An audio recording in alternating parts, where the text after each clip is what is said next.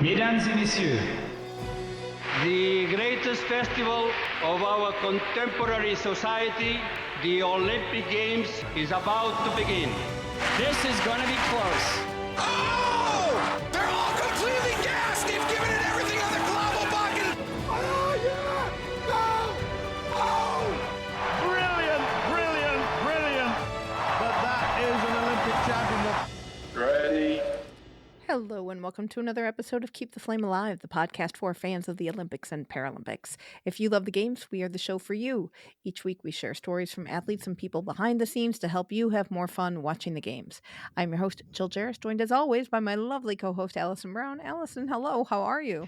I'm so glad we're doing a rowing show that doesn't involve the threat of me drowning. What? Oh, well, last time we were in the boat, yes. Last time we did, we had a great time with Tessa Gobo a few years ago, but this is a lot drier. We should get that 4D experience and just have water coming out of the computer at you. Also, it did not involve getting up at, what time did we get up when we met Gobo? Like 4 o'clock in the morning? Something, because we were there as the sun was coming up. It was pretty dark when we got to the dock, but that was a fun day. I know. I have so much, even before we talked to our guest today, I have so much respect for rowers and the weather they have to deal with. Yes. And it's a lot of weather. Wind can be a factor. And when we rode on tubbies, which were fatter boats designed for beginners. And I remember watching an episode of The Amazing Race a few years ago where they were in London or somewhere in the UK and had to do had the option of a rowing challenge, and they put them in a real boat, and you could see how tippy those things were. And I remember looking at that going, oh, I'm so glad Tessa gave us the tubbies. Tubbies for tubbies. Right? And builds confidence quickly. So we are talking rowing today. We are talking with Olympian Kristi Wagner, who competes in double sculls. She finished 5th at the Tokyo Olympics with partner Gevvie Stone, and she now rows with Sophia Vitas, and they won the world championships this year. We talked with Kristi about rowing, changing partners, and her new role as host of the podcast The Other 3 Years. Take a listen. Kristi Wagner, thank you so much for joining us. You do doubles, but there's different doubles events in rowing. So explain for us the difference between the two and what they're called. The biggest difference is that I do sculling, which is when you have 2 oars. So they're like 2 little oars, one in each hand. The eighths do sweep rowing, which is when you have 1 big oar and you kind of twist out to the side. And I'd say sweeping is like a bigger sport, quote unquote, in the US. It's moving away from it a little bit, but what most high schools and colleges do, the US isn't so much known for sculling. So that's like the biggest difference. I have raced the past 3 years in the double, the open weight women's double. So that just means it's 2 people sculling and we don't have a coxswain or anything. It's just us. And we also have lightweight women's rowing, which is under 130 pounds-ish. It's actually a little bit less than that because it's kilos. But I have no weight restrictions, so I'm just me. But the lightweight rowing, this is actually the last Olympics that they'll compete in that. So it's kind of sad because it's leaving the Olympic program. So that's just getting phased out as an event? Yes. So lightweight rowing used to have more events at the Olympics. And the thing is, like, the lightweight rowers are amazing. They are fierce and small and really strong, but they're very close in speed to us. So I think that the argument is if these same individuals just didn't have these weight restrictions, they could still compete at this level. They're trying to, I believe, make room for like coastal rowing, which is kind of an up and coming sport. So I believe that will enter the Olympic program in 2028. What's the difference between coastal rowing and, I don't know what you would call your rowing? Flat water rowing. Okay. So that's the difference then, is the waves. So we row in really, really skinny little boats. There can be waves, but primarily it's pretty flat water. The beach sprints is like a crazy race. It's in the ocean. They're in these giant boats. So it's a really actually very interesting sport. I have not done it. But literally somebody so you start on the beach, you sprint down the beach to the ocean, run in the boat, go out 250 meters, so like a minute around a buoy back, sprint back up the beach. So it's a much faster paced sport. It's more spectator friendly. And involves running. And involves running. Interesting. Yeah. Interesting. And like diving into your boat. I just pictured Alison trying to dive into a boat. I'm sorry. I'm sorry. The pictures are like hilarious from beach sprints. Well, that's good that everybody has issues. I am not tall enough by any stretch to be a rower, that's for sure. So, coxswain versus no coxswain. What does that mean? So in 8, which is probably what a lot of people have seen, there's one kind of smaller person who's at the very back of the boat, which is also sort of the front because we go backwards. The rowers are facing backwards and they steer the boat, and they are wearing a microphone that has speakers down the boat, and they're like making the calls of the race. So they're an interesting mix of teammate, coach, jockey, all of those things. So we don't have a coxswain. It's just the rowers in the boat. In a double, we have no rudder. We just pressure steer, meaning like we pull a little harder on one side. Some of the boats do have a rudder, and one of the athletes steers it with their foot. Their foot is on a swivel, and they turn their toe to steer the boat, which is, I think, something a lot of people don't realize, which is pretty cool. And we just make the calls internally. So usually the person in the bow, which is the front, but also the back. So that's like the position that I sit in our double. I'll make the calls. I like to be clear, like I am not talking the whole time. It's sort of cue words every now and then because your heart rate is pretty high the whole time during a race. Okay, so what are the differences between the two seats? And what do you call them? So the person that is, if you're looking at a rowing boat in the front, is in the bow of the boat, and they're following because we're going backwards. So we would call them the bow, and then we would call the people that are in the back of the boat, which is really the front or the stern, the stroke, and they're setting the rhythm.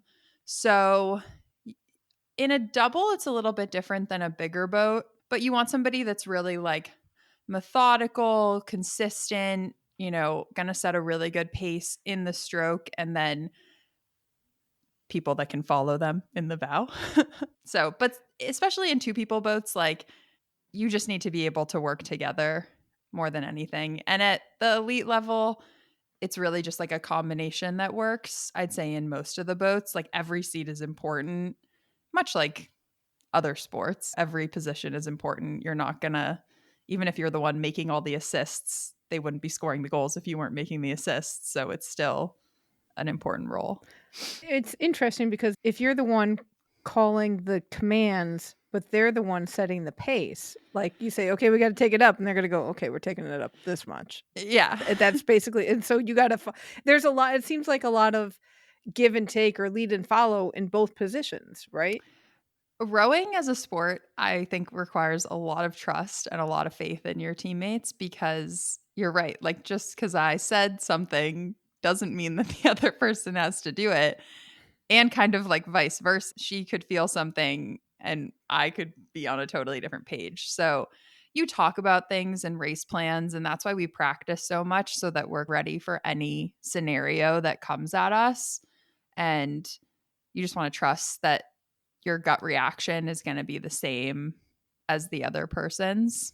Okay, so Jill warned you. I am totally fascinated by 2-person sports because it's not quite a team. You don't have multiples, but it's not individual. It's this very intense relationship. And how do you build that trust other than just time? Yeah, it's sort of like a relationship, I think. And I've been really lucky to row with a lot of different really incredible women. And woman that I just raced at the World Championships with. Her name is Sophia. I rode with her last year as well. And we kind of jumped in last year, didn't have as much time. And I think we both really liked each other and, there were no problems, but we definitely hadn't built that trust as much. Whereas this year we had so much more time together, so many more I think it's hard to fake that stuff. I think it is sort of a time thing, a going through experiences together, good and bad, learning that the other person is gonna be there when you need them to be there, they learning that you're gonna be there when they need you to be there, and that's in the boat and out of the boat for us. But it is really hard to fake it, I think, especially in the two people boats. Who puts the partnership together? How do you find each other? So this has been a big difference in U.S. rowing. Up until this quadrennial, this Olympic quad, we had different governing structure. So the head of U.S. rowing was different, and all of the small boats, meaning the 1 and 2 person boats, were trials boats. So it was all sort of outside the U.S. rowing system, and everything was basically get in a boat with someone, go to a trial, like on individual athletes and on coaches. Now we have a new chief high performance director, and he's very much wants everyone to come together, and they have everyone row with lots of different people and then put the combinations together, which I've been through both systems now, and it's definitely stressful either way. But I do think that this system makes more sense it shouldn't really matter if you're from California or New York or whatever. If we want to make the fastest combinations for our country, we need to have everyone in one place so that you can try a lot of different things. He's a rowing yenta. He's from the Netherlands, so we're just stealing other people. No, not stealing, but importing and utilizing. Yeah. How much does personality play into that versus physical compatibility? I think personality plays a role, but I think it's a lot more physical compatibility. But I do think that personality does play a role. I feel really lucky because the group of women training in the US right now is just awesome, which isn't to say they weren't awesome before. Like, they were. It was just a very much a different era. And you said you spoke to Tessa, who I've actually never even met Tessa, but she's like a legend. And we used to be a country that just focused on eights, and literally that was it. And the US won a lot of Olympics in the 8, and none of the other boats did very well. And now it's like, well, can we see how many medals the US rowing team can get? Instead of focusing on one boat, it's like there's all these different boats and all these different events. And so I just feel lucky to be part of this kind of new era. It's just different. Is there a lot of switching, saying you would be better in 2s as opposed to 8s? There is a bit of that, I think, especially with the sculling versus the sweeping. It's just a bit of a different skill set. And us scullers do spend a lot of time in singles. We all row the single a lot.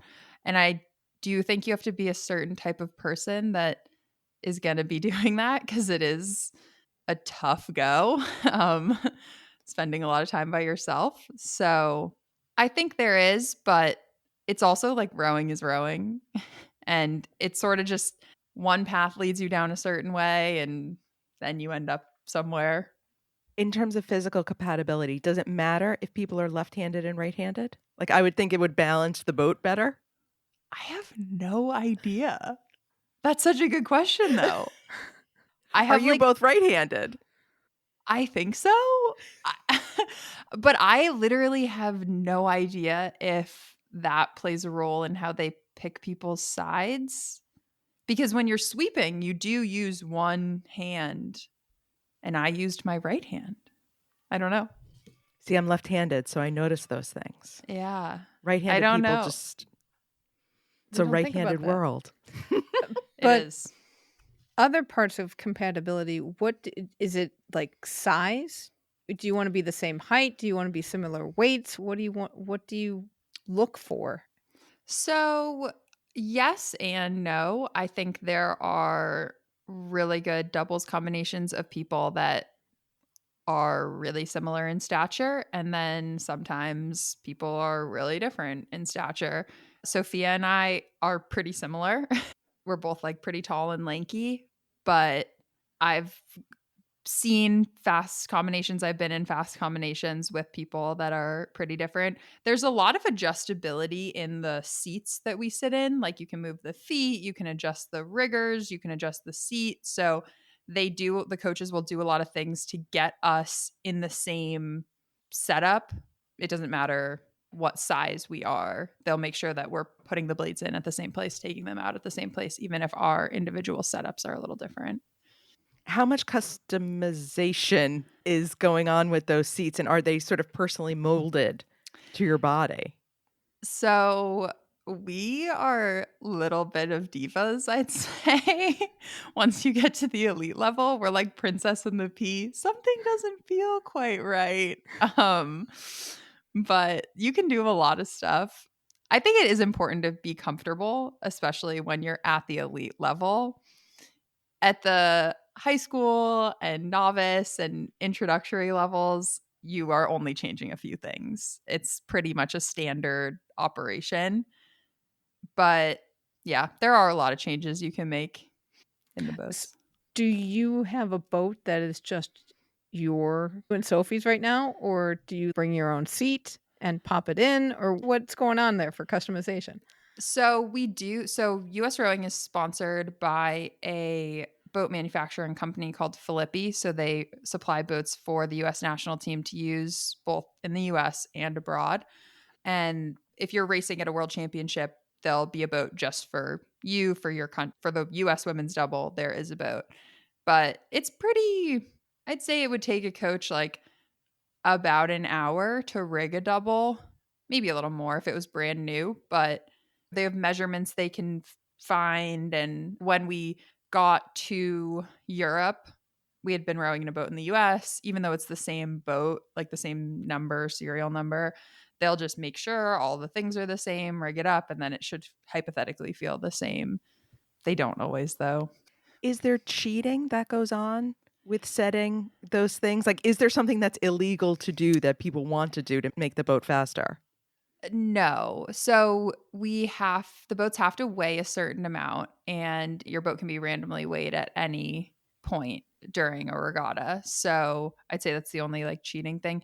There are certain things I think that are illegal. Like we have to have certain things on our boats, but honestly, so in the women's double, every country is rowing the exact same boat. Like it is truly a equal playing field. It just that's not true for every boat class. It just happens to be in this boat class, people row in the same shells. How do you develop race strategies? It's a long race. 2,000 meters ain't no joke. It's a mile and a quarter of basically sprinting. We do a lot of race prep and a lot of rowing is such an interesting sport because we train so much for very few kind of 6 to 8 minute races. Like on average, I train over 4 hours a day, which is kind of crazy. And But how many races did you do this year? 5 or 6, but each of those would have 3 to 4 events.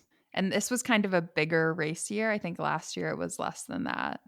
So very different. Like for the podcast, I interviewed a cross country skier and she's like, we went to 30 World Cups or something. I'm like, oh my gosh, so different. But the race strategy, a bit of it is things the coaches suggest. A bit of it is things we've tried in practice or in races and seen what works. A bit of it is just like you're in the race and you've got to go. Like it's now or never. Especially in the 2-person boats, it's a little more like jockeying. I think in a bigger boat, you have to be a little more internal because there's so many people. You have to have a little bit more of like a, this is what we're going to do. And then this is what we're going to do. But we can like ad lib a little bit more in the small boat. What's Go going ahead. through your head as you're racing? How do you focus and what do you think about? I really just try to fall. I'm usually following. So I'm usually just trying to stay with the person in front of me and like be on the stroke that I'm on and not thinking, oh no, we're behind, or oh yay, we're ahead, or okay, this needs to happen next. Like just trying to really focus on what I'm doing. And I think like redlining the whole time and not trying, because at this level, I've learned over the years, you can't conserve really that much. Like you have to be going hard the whole time. And I think if you're thinking ahead too far, you're not able to be going as hard as you can in that current moment. And then there's some like technical cues or, okay, we're coming up to this point. We were going to do a move. I'll call the move. Look at, turning quickly. This is where these boats are. Not a whole lot. Do you count strokes endlessly? I am a stroke counter. Wish I wasn't. Yes, I am a stroke counter. Not as bad as some people. Some people count literally all the time. I try to limit myself as much as possible. But is that then like you also know how many strokes you're supposed to be taking? Or is it just I'm counting because that's all my brain can do right now? I guess it depends. Sometimes in practice, it's nice to count because this is how many strokes I'm supposed to be taking, and it'll just make it go by faster, or it's a good way to break something up. In a race, I'm usually, I'll try to count to 10. I can't get to 10. I'll try to count to 7. Like a little bit of that. So when you're talking about the race plan, how much goes into who you're going to be facing in what round? Are you paying attention to, oh, we have this person in our heat, so we have to do X?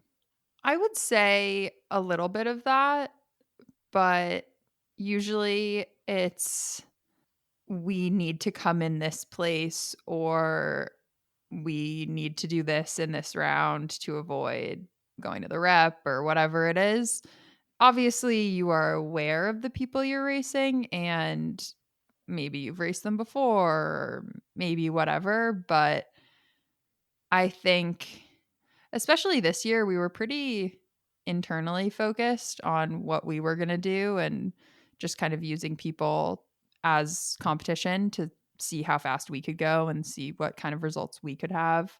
We did talk a lot about playing like offense instead of defense. Sometimes when you're ahead, especially in an earlier round, it's really easy to just fall into okay, I'm just going to play defense and not let this boat catch me, instead of I'm going to play offense and see how fast I can go. When you have multiple rounds in a day, what are you doing in between? So we did race at a World Cup this year, and we raced in 2 events, the double and the quad. So we had 3 days of racing with 2 races each day, like max 2 hours in between, which was a lot. It was really hot also. We just hydrate. Unfortunately, there's no like secret sauce. It's just hydrating, eating what you can, spinning on the bike a little bit. Like for me, changing my clothes, like putting on a new uni was really helpful. I think just trying to come down so that I could go back up instead of just staying. But if you've got a little bit longer, like getting a flush from a PT or maybe an ice bath or something, we didn't have quite enough time in between then.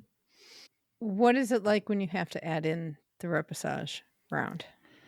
Rowing is an interesting. I think other sports have reps as well. Athletics is getting it for Paris. Oh, They're adding it. Yeah. Yeah. I'm just so excited to hear you calling it rep because I cannot say this word. Repechage? I can't. It's just one of those things. It never comes off my tongue properly. So We you call have them given me an reps. out, Kristi, for for Paris. You can say rep. Thank you. So it means last chance or second chance in French, which French used to be the international language or like the official language of rowing. So they said all the starting commands in French as well. And that's what's carried over. Fun fact.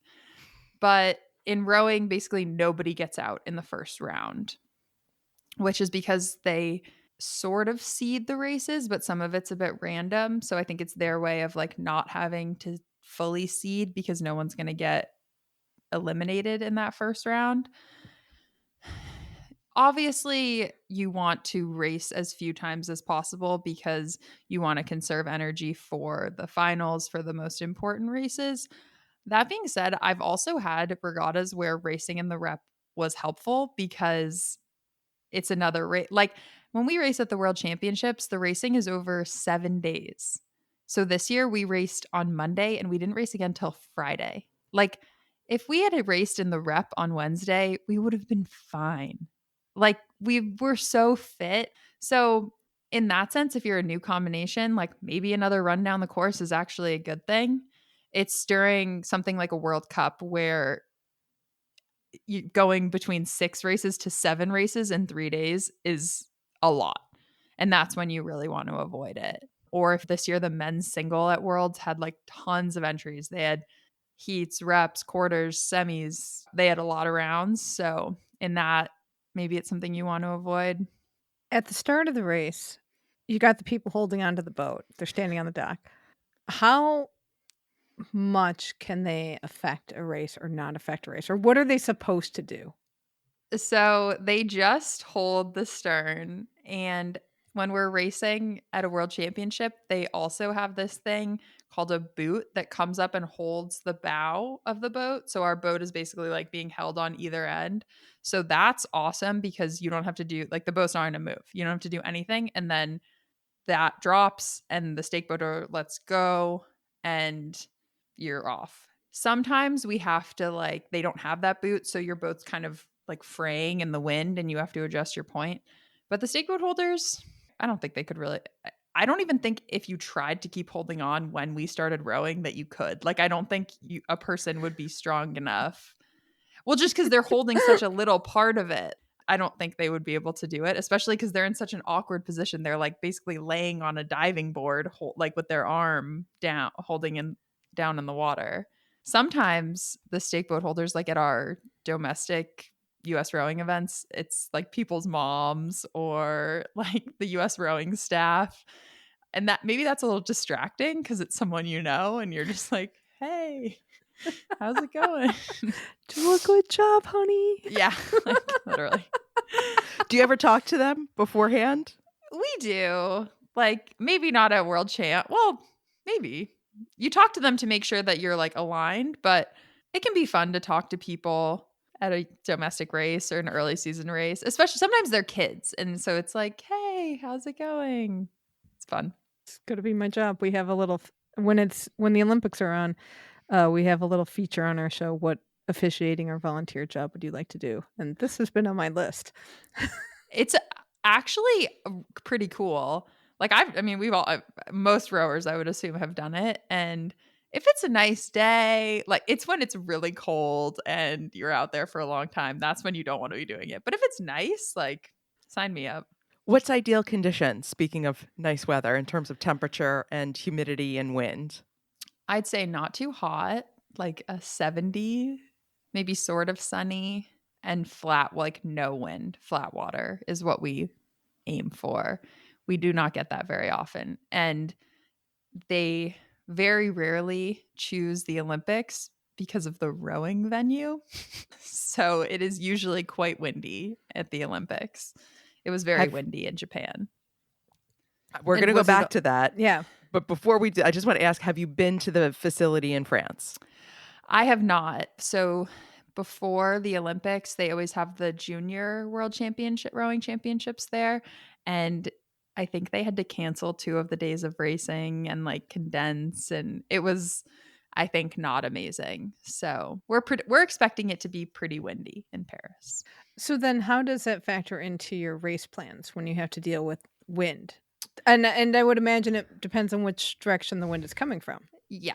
Yes. If it's a headwind and it's going to be a longer race, sometimes they'll lighten up our load a little bit so that it feels a little bit more like it would normally. And maybe the reverse if it's a really, really strong tailwind and we're going really, really fast. But there are like slight technical changes, but really, like, it's just rowing. You just have to deal with the conditions better than the other people. And I think getting really concerned about the conditions is not a great thing. I like to be like, headwind, love a headwind. Tailwind, love a tailwind. Crosswind, love a crosswind. Like flat water, sign me up. If you've rowed long enough, you've rowed in everything. When you have something like a crosswind, is it easier with sculls versus sweeping to keep straight because you're controlling both sides of the boat? I think so. I feel like, so there's a pair, which is two people, one oar on each side. Definitely one of the most challenging rowing boat classes. And I think a crosswind for a boat like that is really, really tough because, yeah, you only have one side that you're controlling. And we still get blown a lot. And you don't want to hit the buoys. That's a bit of a bummer. It can like really mess you up because we're in basically like big swimming lane lines and the buoys are pretty unforgiving. But again, like every boat is dealing with it. So that's just what I always try to remember. Like it's not like I'm being asked to go row in this, but New Zealand is getting to row in pristine conditions. Like we're all in the same situation. So it should be theoretically okay.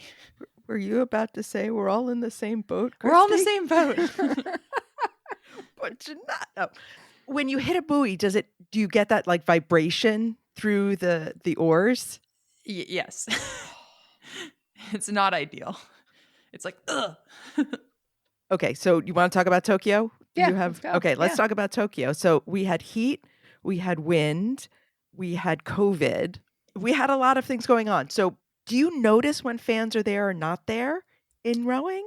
It was my first Olympics, and I think that was actually a good thing. I think people that were coming back for their second and third Olympics, it was a lot harder for them because they had experienced a non-COVID Olympics or like soccer or volleyball or something where fans normally attend. Tokyo felt to me, obviously there were COVID restrictions. Like I don't normally eat in a glass bubble in a dining hall. Like that's not normal. But normally we go on rowing trips, we don't see people. We are in kind of our own bubble.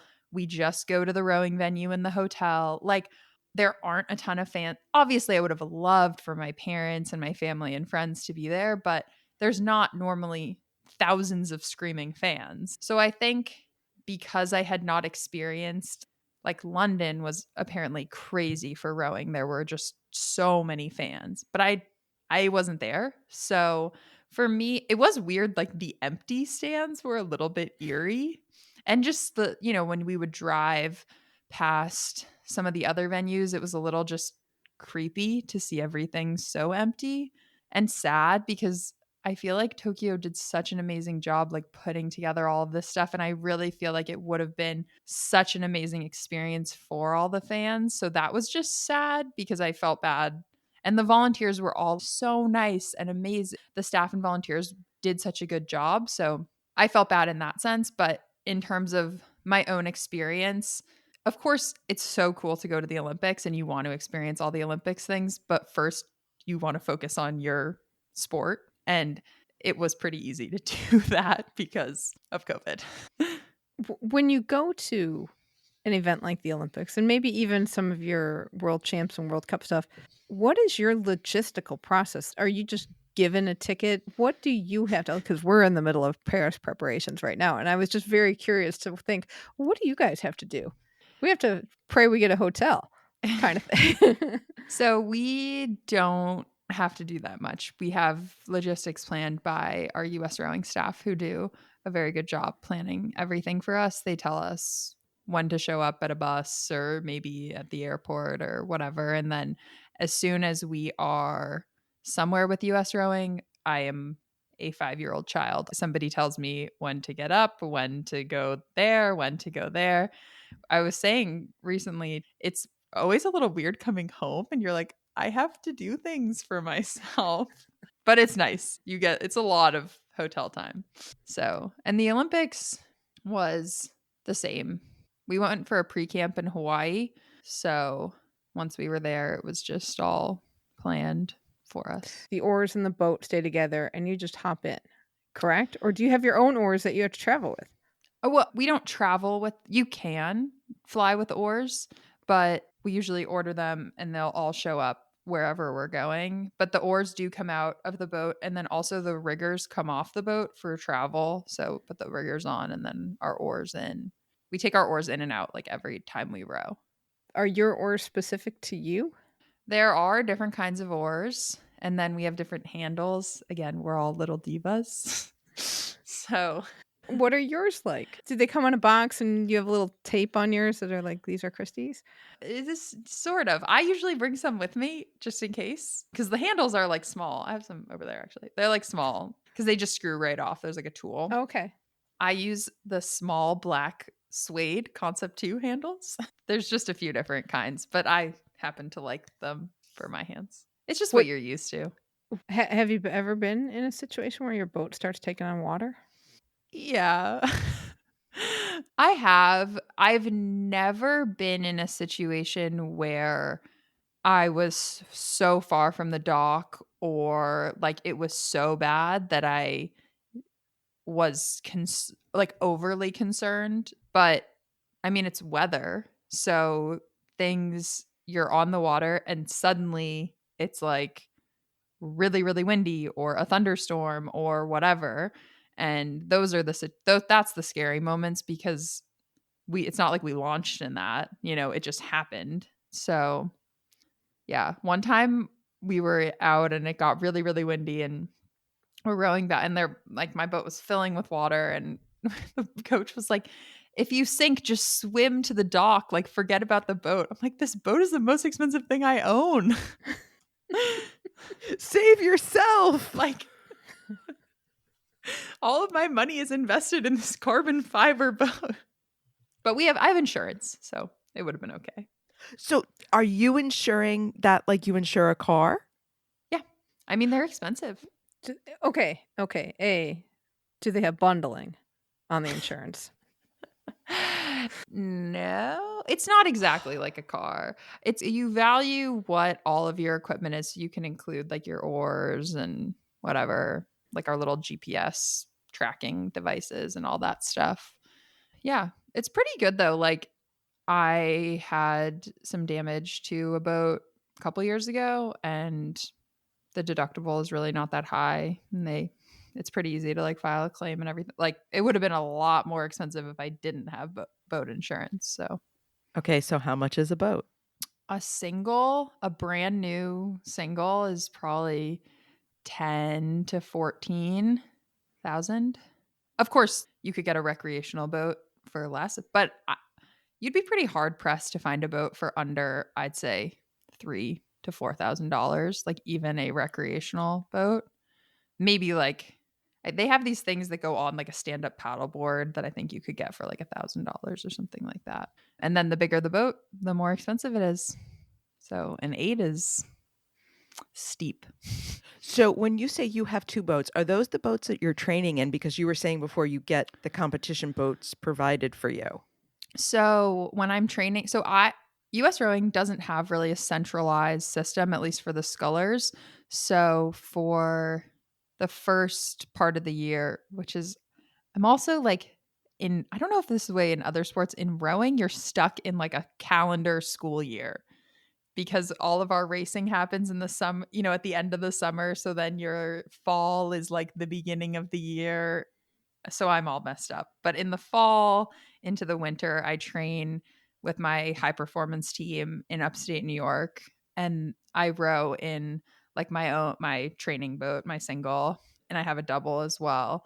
But when I go to US rowing camps, we row in that fleet of boats that I was mentioning before. So we start going to US rowing camps in like early January.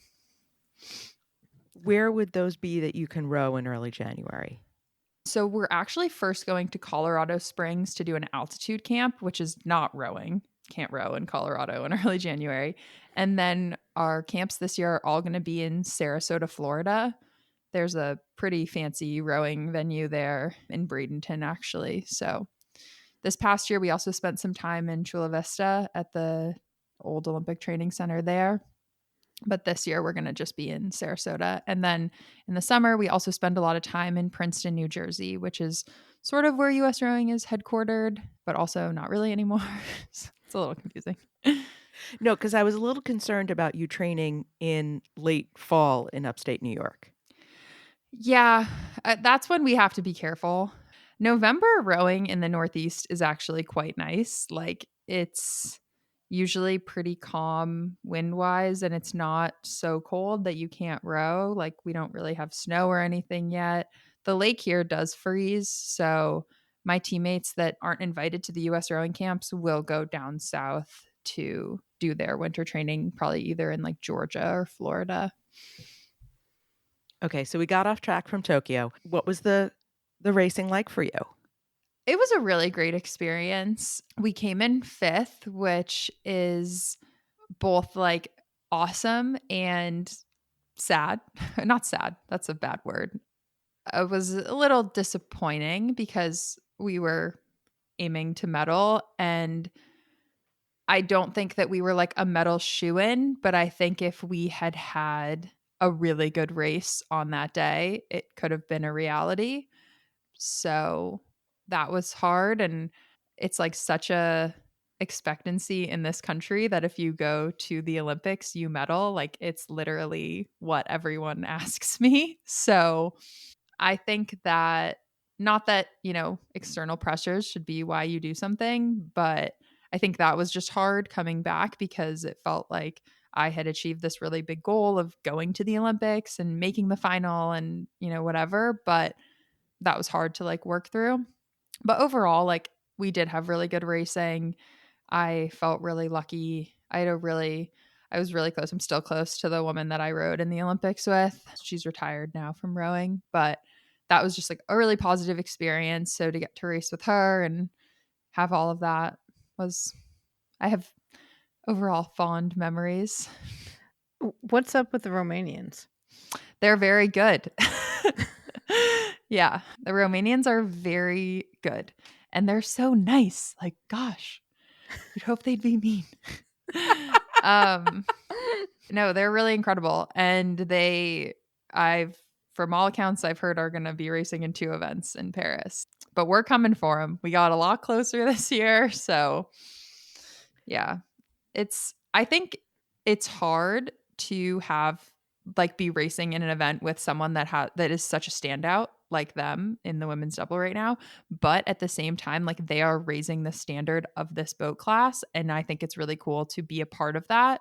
Every boat is getting faster and getting closer to the world record, and that's just really cool to be a part of, and I feel like we're helping push the ceiling up. So, but yeah, they're great competitors. When a sport improves in that way, in terms of like the standard is changing, what does that mean for you as a competitor in terms of how your approach is, how you're training? Because it's not just, okay, I have to get better. It's everyone is getting better. What's changing? I mean, it's a good question. It's just that people are constantly pushing boundaries of sports. I mean, we're seeing it in every sport, right? And I think you could either find it scary or you could find it really inspiring. It's like in Mean Girls when they're like, get in the car, we're going shopping. Like, you either get in the car or you don't get in the car, right? Like, it's kind of either you recognize that this is the new standard and this is what I need to be doing to be competitive, or you don't. And it's a huge accomplishment to make a world championship team or make an Olympic team and compete. And it's another level to be trying to win the races you're in. And that is my goal now. And not that it wasn't before, but now that's like kind of the focus that we have. And so you can't be afraid of going the world record or going faster than the world record. Like, that's what it's going to take to win. So you just have to do it. Is that more mental or physical? I think it's both. I think it's hard, maybe not hard for other people. It's hard for me to see myself as like one of the best people in the world at what I do. Like, I do not look in the mirror and see that. I feel a bit of imposter syndrome. But at the same time, I'm like looking at someone like the Romanians, and I'm like, well, they're no different than me. Like, I can do that, And I think that's the really cool thing about sports in general. Like, that's what sports have given me my whole life. Like, the confidence to grow and build and to not think that somebody else is better than me. Like, if you see it, you can do it. I see other people, okay, I can do that. Even if it's delusion at first, if you work hard enough, you should be able to do it eventually. Does your podcast help with that, like working through some of these issues? You're talking them out on the show in a way. The podcast has been really interesting for me. Before, the podcast was not really talkative about rowing. I mean, I would talk about rowing to my teammates, but I feel like with my family or my friends, I just didn't think people found it very interesting, because it's not like I am a professional athlete, but I'm also not a professional athlete. Rowing is not really, it's not like I'm an NFL player, So I think in some ways I was sort of embarrassed that I'm still rowing. And I'm like, people don't care. They have jobs and children and husbands and wives, like they have real things to talk about. And this is just a sport. But I think I realized that people are interested. And the other thing is that this is such a great sport.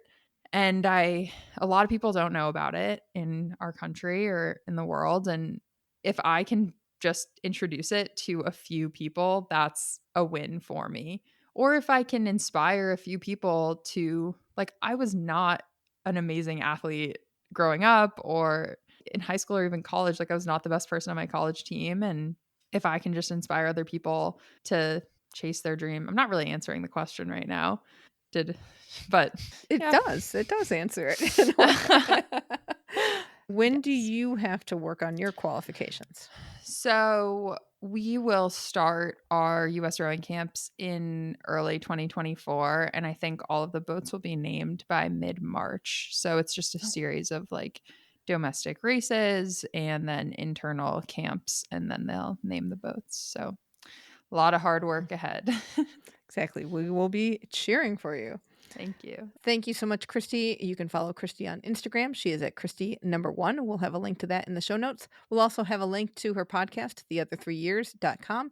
It's a really good show. I really enjoy listening to her stories and hearing her perspective about what it's like to maintain a competitive, just everything.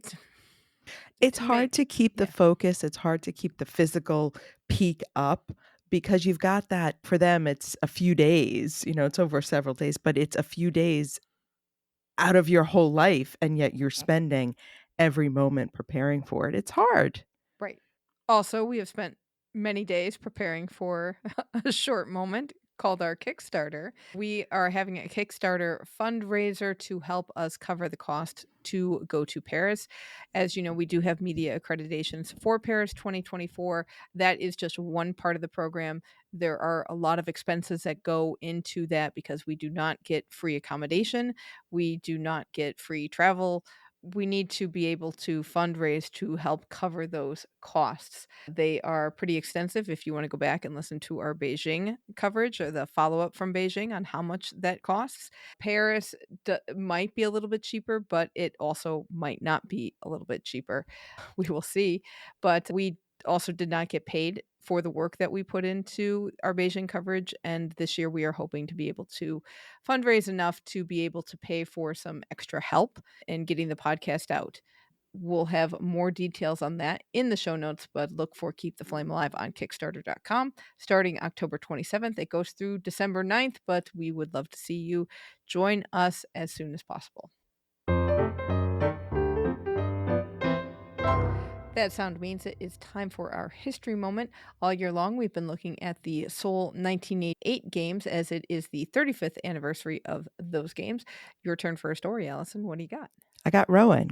Very nice. There were some fun things about the rowing competition at Seoul. So it was competed on a man-made course, the Misari Regatta near the Han River, which had been built for the 1986 Asian Games, another piece of the Asian Games that was reused. General consensus was that the course design was skillful and included the latest technology. So people really liked this rowing course. 38 nations competed, including the one and only appearance in rowing by Kuwait, Oh, who interesting. who competed in men's single sculls. Going back to our conversation from last week, Australia decided to send no women rowers because they determined that no teams were of Olympic caliber. That has not happened since. Though some things I read about Australian rowing was that decision really changed how women rowers were treated in Australia. That it Interesting. led to a lot of money and a lot of development programs being implemented so that they would never have this embarrassment again. But there's two of the greatest Olympians who you may not have heard of, certainly most Americans have not heard of, competed in the rowing competition at Seoul. First one was Great Britain's Stephen Redgrave. He won the second of his 5 gold medals, which ran between 84 and 2000. And the interesting thing about Redgrave was he changed events. Sometimes it was the coxed pairs, sometimes it was the coxless pairs, and sometimes it was the fours. So depending on where he was specializing. He also won a second medal in Seoul, a bronze in coxed pairs. So somebody that we know, listener Manu, is going to know very well. Pertti Karppinen of Finland won the gold medal in men's single sculls in 76, 80, and 84.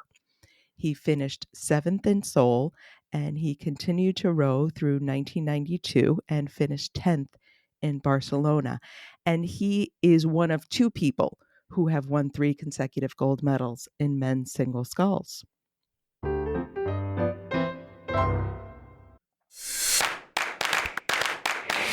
Welcome to TKFLASTAN. Now is the time of the show where we check in with our team Keep the Flame Alive.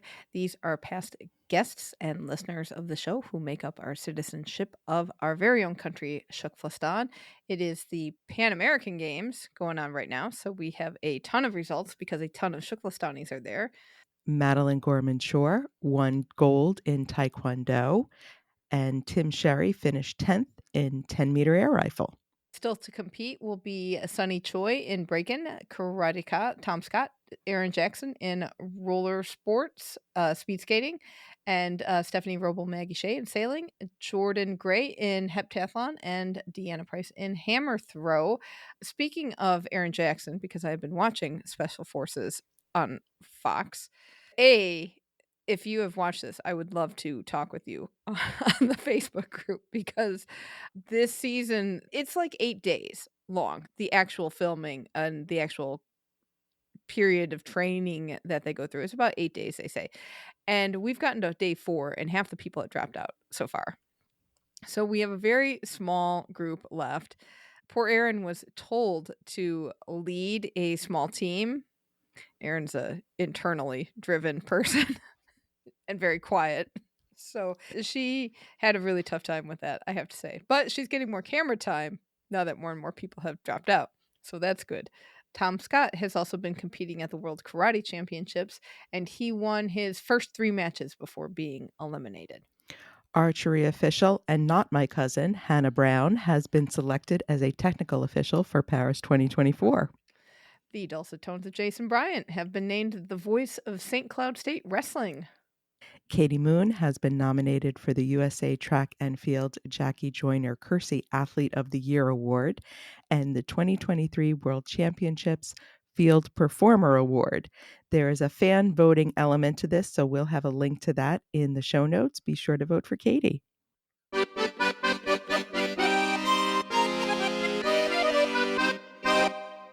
Ooh la la, mon Dieu.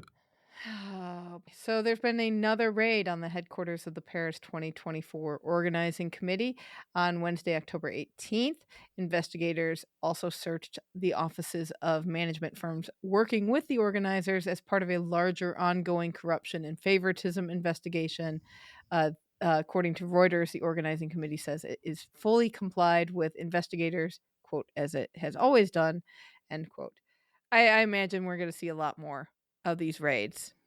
Just I don't know either way. These are allegations, so I don't know if they are being corrupt or not. But it's never fun to get that news. Frustrating. This is exciting news. For the first time, Great Britain will allow the general public into the Team GB Hospitality House at Pavilion de Armenonville. Limited tickets will go on sale in November, and they start at £150. Wow. Well, it's limited because you will get to interact with the athletes. So I think they want to keep the crowd small. But yeah, £150 is no joke. And I think tickets may be hard to come by because more tickets to Olympic events have been sold in Britain than any other country outside of France.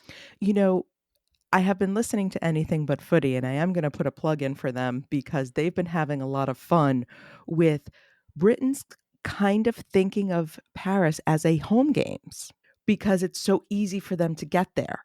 Interesting. That there is going to be a significant British contingent. So this did not surprise me when I came across this, that they've sold more tickets in Britain than any place else. Which other than France. Because yes, it is easy to get there from Britain, but you would also think that it is easy to get to Paris from Belgium and Germany. You just hop on a train. Yes, but different. I think there's so much back and forth between France and Great Britain that psychologically feels connected. Okay. Like, oh, I'm just going to shoot over to Paris for the weekend, or oh, I'm going to go down to the coast. So I think that Channel Avenue is also psychological. Interesting. Well, it will be exciting because we know that they will be boisterous, I guess would be exciting and happy to cheer on their country. So I'm looking forward to seeing many Brits in Paris.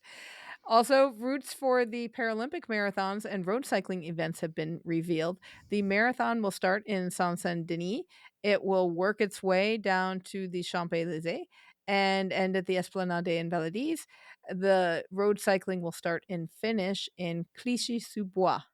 Yeah, the road cycling seems to go around the city. It's sort of doing almost a ring road course, whereas the marathon is going right through the middle. Interesting. So this should be kind of fun. Interesting. So that will be exciting. I'm looking forward to seeing Marcel Hug. The silver bullet. You'll be able to easily spot him. I hope he's still wearing that silver helmet of his. Well, that will do it for this week. Let us know what you think of pairs rowing. You can connect with us on X and Instagram at FlameAlivePod. Email us at flamealivepod@gmail.com. Call or text us at 208-352-6348. That's 208-FLAME-IT. Be sure to join the Keep the Flame Alive podcast group on Facebook. And don't forget to get our weekly newsletter filled with other fun stories about this week's episode. Sign up for that at flamealivepod.com. And don't forget that our Kickstarter starts on Friday, October 27th. So please, if you appreciate the work that we put in for the show, please consider supporting the Kickstarter. So until next time, thank you so much for listening. And don't forget, keep the flame alive.